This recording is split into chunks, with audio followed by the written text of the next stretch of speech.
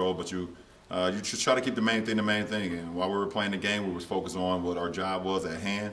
And then, after the game when we weren't playing, we was focused on some things that guys were very passionate about. So, was able to kill two birds with one stone in that instance. And to follow up on that, you more so than anyone else in this club can tell your teammates what it will be like to defend the championship. What will you tell them about that? I guess the bullseye just becomes even greater, even if that's even possible.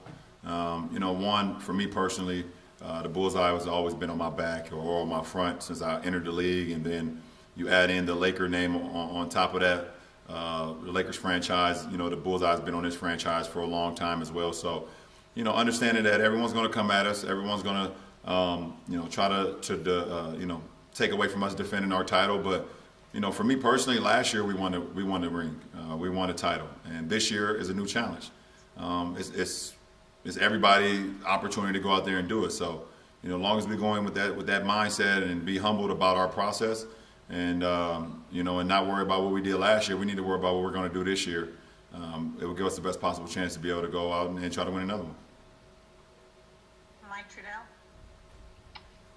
Hey, LeBron, I know it couldn't be much earlier for this question, but just your initial impressions on the new guys coming in, how they impact and how they evolve the team from where it was last year on both sides of the floor. Well, it's definitely too early to tell, but we're just so excited to have those guys here.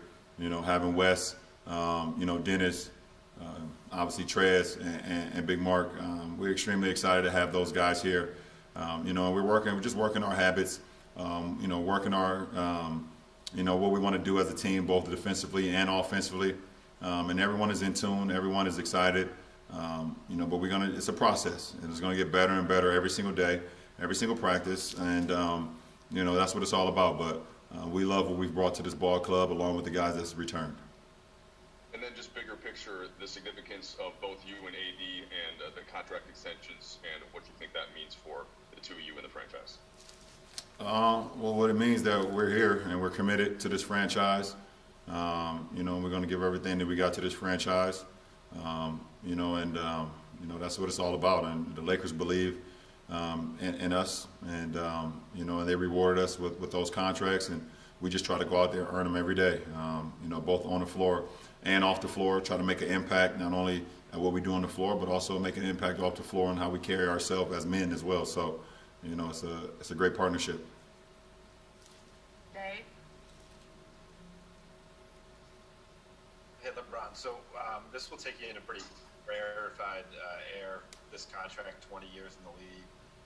Have you thought about what the future could look beyond that in terms of how long you'll want to stick around? No, I haven't. I don't know how long I'm gonna stick around this game. I never take for granted every time I get an opportunity to play another season. I try to prepare my mind and my body and my spirit, for a season and see where it takes me. Like you said, at the end of this contract, I'll be in year 20. The best thing about it is that the year I'll be a free agent will be the same year my oldest son graduates high school. So I'll have some options to see, for me personally, what I want to do forward, to be around my family, being around my son more, or continue to play this game that I love, with great health and great spirit. So we'll see. Like I said, I don't look too far in the future as far as myself. I just try to give the game as much as I can in the time being, and see what happens. So I've been blessed to be a part of this, a part of 18 straight training camps, and I'll never take that for granted. Chris McGee. Hey, LeBron. Congratulations are in order of being the first athlete to ever be named 3-time Sports Illustrated Sports Person of the Year. I would assume that is an amazing honor, but considering where we are as a world, did this one have a little more special meaning to it? First of all, thank you.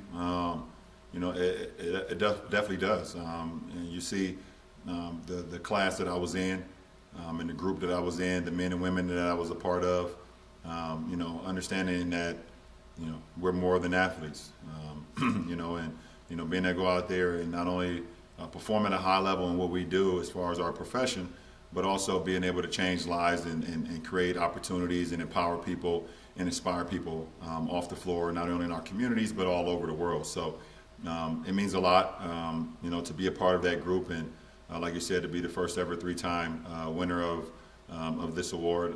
Very humbled. It means a lot to my family and my friends and, my kids at my foundation and my school back home and my city of Akron, where I come from. It's a great time. NYP. Hey, LeBron. What was your first reaction when you heard December 22nd for a season, and how did that change kind of your off-season plans from that point forward? I was like, wow. Oh, and I said, oh. Just being completely honest, I wasn't expecting that because early conversations were going on that I was hearing that there would be kind of a mid-January start, and the training camp will kind of start after Christmas. We'd have an opportunity to spend Christmas with our families, so I had already planned a vacation with my family for us to go somewhere, which I haven't been able to do, obviously, since I've been in the league. And, so I had to switch up a lot of things. Once I heard the December 22nd start and with training camp starting, obviously this week. So, just started preparing my mind, preparing my body, trying to get as much stuff as I could do with my family, spending as much time as I could with them before getting back into the grind. So, that's what it's been about. Album. Hey, LeBron. You now won a championship with every franchise you've ever played for. Rob talked to us about, his hope that one of the jerseys that you retire at the end of your career will be a Lakers jersey. With this contract, how much is going into sort of what you've already built and accomplished in LA and what you hope to achieve here? I just want to continue to do what I've always done. Try to lead the franchise, lead the group of guys that I'm around as far as the game that we play. And then off the floor, just continue to inspire people on being more than what people say that they are, and carry myself personally. I understand every time I leave a house that I'm not representing just myself. I'm representing my whole family, representing my friends that's associated with me and representing my kids at my school back home. So it's a lot of responsibility for me when I walk out of my household. So, I want to continue to go out there and play the game at a high level, continue to play for my teammates, continue to play for this franchise, play for our fan base, play for whoever, want to see me play the game and like the way I approach the game, and continue to inspire off the floor. Bill Oram. Hey, LeBron, good to see you. I'm wondering, you've been only out of the bubble for like 6 weeks, half as long as you were there in the first place. I'm wondering what the adjustment back to the world has been like for you, and what changes you've had to make in your life, your family's behavior, to limit your exposure and do your part, for the league. I mean, are there changes you made to limit your bubble, your typical orbit? Yeah, I mean, you just have to. I mean, we listen to the experts on what's going on with the climate, as far as COVID, and keep your family in the mask when we leave the house or whatever the case may be, and be cautious of where we travel to, be cautious who we're around. Right now you just try to do everything that you can to protect your family, and hopefully you can stay safe and stay healthy. Obviously that's the most important thing than anything. So that's what it's been all about. I mean, obviously, we are all hoping that the world gets back to normal at some point, so we can get back to kind of some normalcy. With our kids being back in school, our kids miss being in school. They're sick and tired of doing these Zoom classes.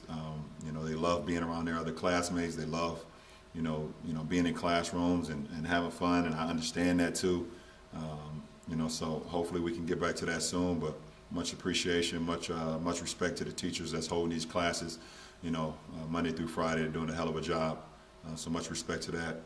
But, we'll see what happens. But for me, nothing has changed, pretty much. I've always been, protector of my family, and no matter what, no matter if it was, COVID going around or just how we live on a day-to-day basis. Mark Medina. LeBron, good to see you, and congratulations on your extension and all your accomplishments. You've said a lot of times of the adjustment and struggle with playing games without fans. I was wondering, because of the bubble experience, how more equipped are you to be able to adjust to that, or is that still kind of an ongoing struggle you think you'll continue to have? No, it wouldn't. It would never be something that that I'll be fully comfortable with or accustomed with. I got too many years of playing the game or playing sports in general with fans. So I would never want to get fully committed to that or fully comfortable with that, because I believe at some point we will get back to it. Hopefully, I'm still playing, and hopefully I'm still in uniform. That's the hope, obviously, and I believe it will happen sooner than later. So, but I have the ability to go out there and channel, my focus, understand that I could get to that point of where knowing there's no fans there, but it would never be something that's comfortable or something that I could be accustomed to or something that would feel regular, because I've played so many years throughout my life since I was, I guess, 8 years or 9 years old when I first started playing organized sports where fans were there, and it's just all a part of it. Fans is a part of this game, is a part of sports. You could just look at some of the greatest sporting events ever of a course of time, and obviously you can see the impact that fans make. So they're missed. They're truly missed from every sport that goes on in the world. Let's take a few more here. BT. What's up, Ron? What's up, B? Appreciate you. Things are good. How do you think your more than a vote worked out in this event and next for the organization? I think it worked out great. We was able to set out a plan and then execute that, and it was about basically educating and empowering people in their communities to get out there and exercise their right to vote, understand their exercise, understand that their right to vote, how important it is, to vote, not only to change what's going on in America, but also change what's going on in some of their own communities. So, with the help of a lot of people, a lot of athletes, a lot of entertainers, a lot of local people that go around in their own communities that's making change, we was able to have some success. I mean, you look at the numbers through the election; it was the most turnout ever in election history of people who got out there and voted. And one thing about us, we didn't tell you who to go vote for. We didn't pick one side versus the other side. We just wanted to educate you and enlighten you and empower you and let you know how important your right is. And this is your right, because so many people lay their lives on the line to have this right. And and then growing up in the black community, a lot of people don't understand or don't feel. I don't want to say understand. They don't feel like their vote counts, or them voting like it actually matters. But it does, and we saw it in the November election, of how many people turned out and the change that was able to create. And we want to continue to do things. We're looking at the race that's going on in Georgia coming up, in January. We're trying to see how well we can continue to help down there, because it's a big moment down there. And then going forward, seeing other opportunities where we can help create change for the better of good for all of us, not just people that's involved in more than a vote. All right, three more here. Alan Slewa. Hey, LeBron. Anthony Davis was obviously so great last season. I just want to get your thoughts on some of your expectations for him this upcoming year, and how you think he even steps up his game even more from what he's already accomplished. I don't have any expectations for Anthony Davis. I mean, listen, I know what he's about. I know what he's capable of, and I know what he brings to the game. He's special.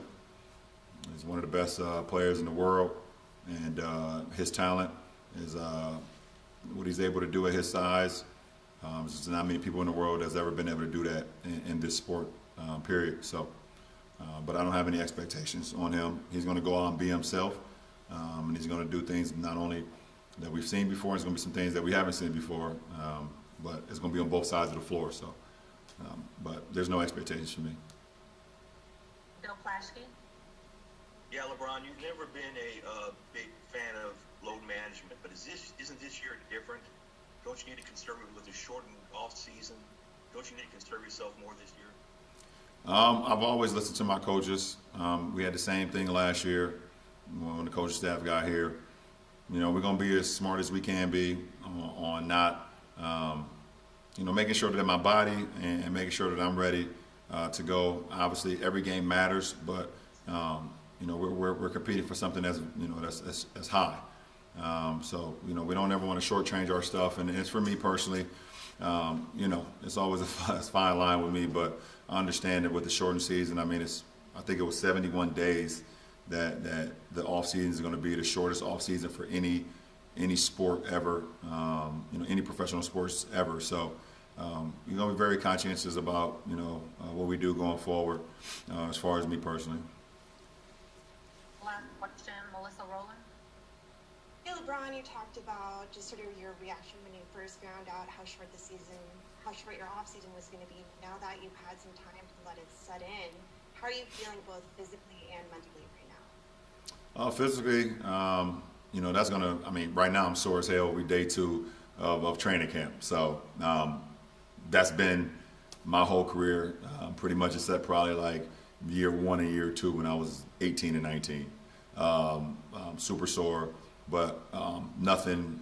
I don't have anything that's stopping me from being on the floor, doing 5-on-5, doing 4-on-4, doing any drills, things of that nature. So good in that sense. And then from mentally, I'm great. I'm healthy.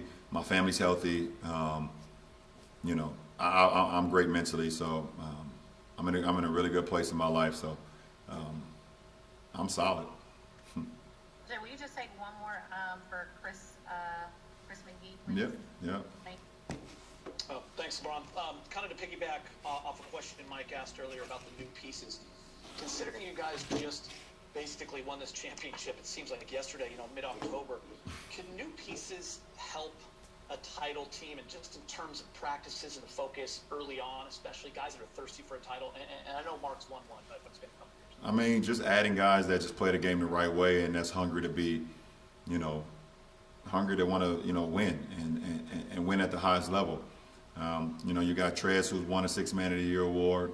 You got Dennis, who played, in a bunch of playoff games and, was right there, at winning a 6 Man award. You got Wes, who's been on some teams, who's went deep into the playoffs with Milwaukee or with Dallas and things of that nature. And obviously Big Mark has won one. So you got guys that's just hungry to make a mark on their career and do it at a high level. And, and we got some guys that's here that's not satisfied with just winning one title. So you add that all together, I think it's going to be great for our ball club. So, playing this game, you want to be remembered. You want to be legendary. You want to be remembered and be, remembered as one of the greatest teams or one of the greatest players or whatever the case may be. But the best way to do that is to win and to win at the highest level. So, I remember, in Miami, we wasn't satisfied after winning our first one. We was able to go out and sign Ray Allen, and we was able to double down on that. So I feel like we're trying to do the same thing here. Our franchise and Rob and everyone upstairs was not satisfied with just winning one title. We went out